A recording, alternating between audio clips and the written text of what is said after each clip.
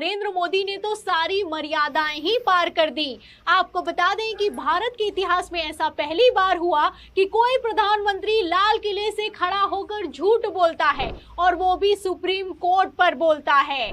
आपको जानकर हैरानी होगी, जब सुप्रीम कोर्ट पर प्रधानमंत्री नरेंद्र मोदी ने लाल किले से खड़े होकर बयान दिया तो सीजीआई चंद्रचूड़ के चेहरे के हाव भाव ही बदल गए।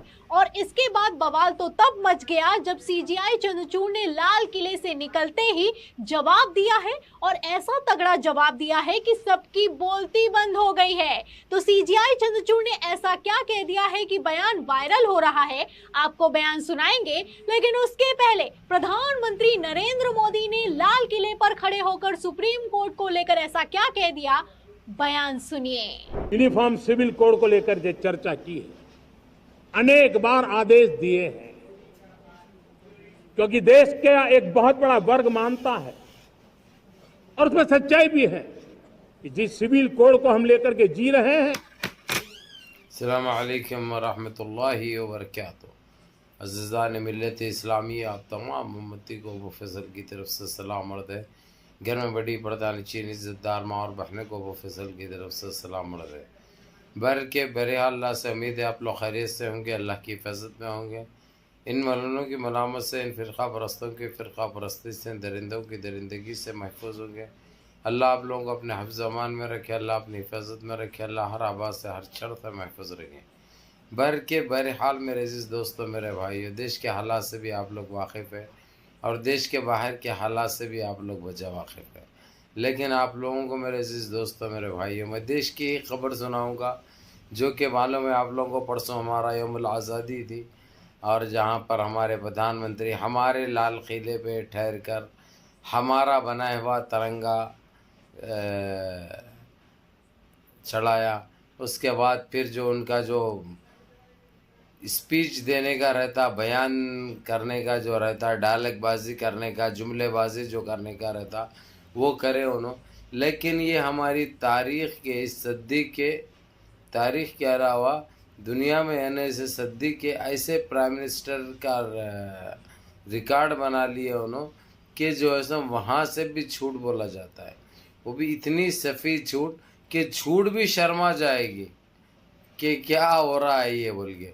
झूठ भी ये सोचेगी थोड़ी देर के लिए कि इतनी भी झूठ बोली जा सकती है क्या। बहरहाल मेरे अज़ीज़ दोस्तों, मेरे भाइयों, मेरी माँ और बहनों, उन्होंने जबकि देश के महंगाई पे बात नहीं की, देशवासियों के लिए बात नहीं किया, देश में किस तरीके से देश को आगे ले जाया जाए, देश का विकास इस वक्त क्या है, देश की महंगाई क्या है, देश की बेरोज़गारी क्या है, इसके ऊपर कोई फिक्र नहीं की। ना तो जो है सो यानी देशवासियों को इसका भनक भी लगने दी उन्होंने। बात तो बहुत दूर की बात है। हाँ, ये ज़रूर कहा उन्होंने सुप्रीम कोर्ट को लेकर जो गलत बयानबाजी की, जो इल्ज़ाम तराशी किए, जो इल्ज़ामात लगाए सुप्रीम कोर्ट पे, और जबकि वहाँ पे सुप्रीम कोर्ट के supremo chief justice CGI Chandrachud बैठे हुए थे, उनके फाख्ते उड़ गए उनके चेहरे के। ऐसे इल्ज़ाम आयद किए उन्होंने कि अब मजबूर है, वहाँ पे कुछ बोल भी नहीं सकते उन्होंने, वहाँ पे कुछ बोल भी नहीं सकते, बोलने का कोई ऑप्शन नहीं है, ना कोई रास्ता है। बहरहाल सूरत पूरी उन्होंने छोटी कर ली और सुखा ली। जाकर दूसरे दिन यानी जाकर जैसा वहाँ से निकलने की देरी थी, सीधे सीधे हमारे प्राइम मिनिस्टर को इतना कुछ सुना दिया उन्होंने। अगरचे कोई इज्जत वाले रहे, अगरचे तो चुल्लू भर पानी में डुबकियां मार लेते और डूब कर मर जाते। इतना बेशर्म कह दिया उन्होंने, और ऐसे अल्फाज इस्तेमाल करे जो मैं कहना भी नहीं चाहता।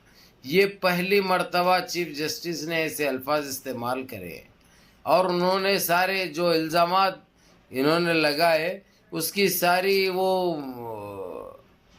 हकीकत सामने रख दी, और इनके झूठे बातों के पर्दाफाश किया और बता दिया कि ये हमारे देश की तारीख़ का पहला प्राइम मिनिस्टर है के यौमुल आज़ादी जैसे दिन और वैसी पवित्र जगह पर भी झूठ बोल सकता है? और क्या बोलना चाहिए और क्या होना चाहिए? चीफ जस्टिस बोल रहे हैं ये बात।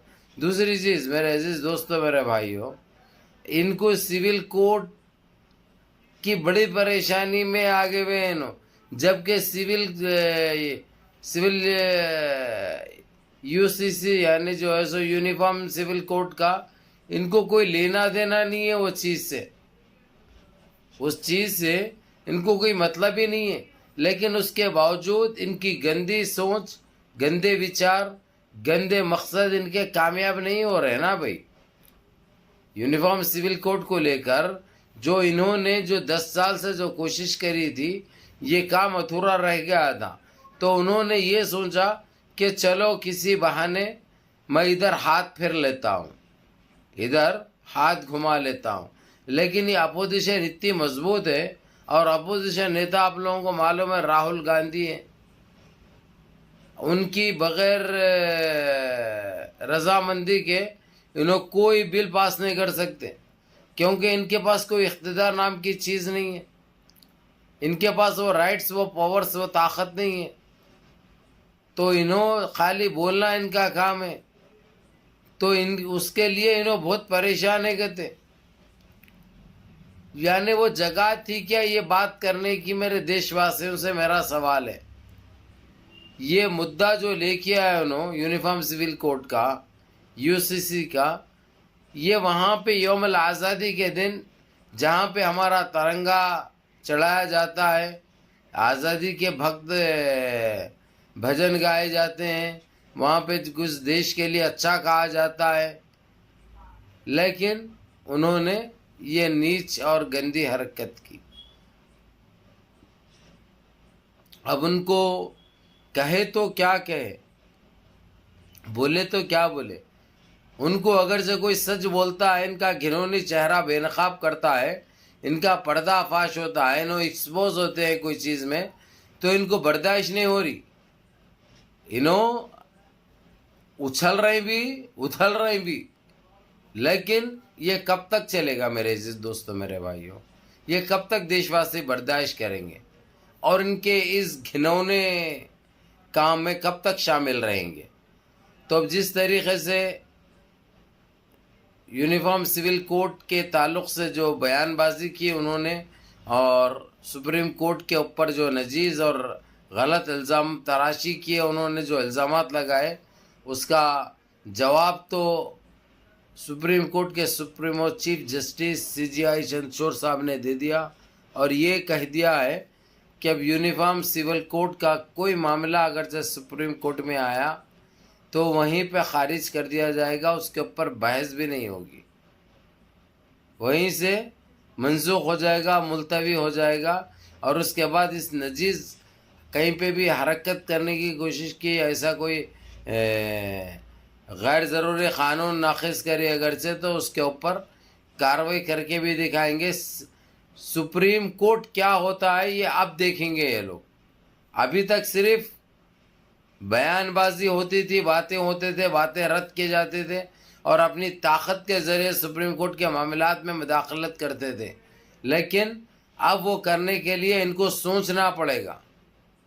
बहरहाल के अपने अजीज़ दोस्तों, मेरे भाइयों, मुनज़्ज़म रहिए, मुत्तहिद रहिए, अपनी सफ़ों में इत्तेहाद बरक़रार रखें, नमाज़ों की पाबंदी करिए, माँ बाप की खिदमत करिए, बड़ों के अहकाम पे अमल करिए, और अपने इस भाई को भी दुआ में याद रखिए, और वीडियो पूरी देखो, और अपने दोस्त अहबाब को भी दिखाओ, और वीडियो को लाइक करो, और पूरी देखो, समझ में आती। अस्सलाम वालेकुम।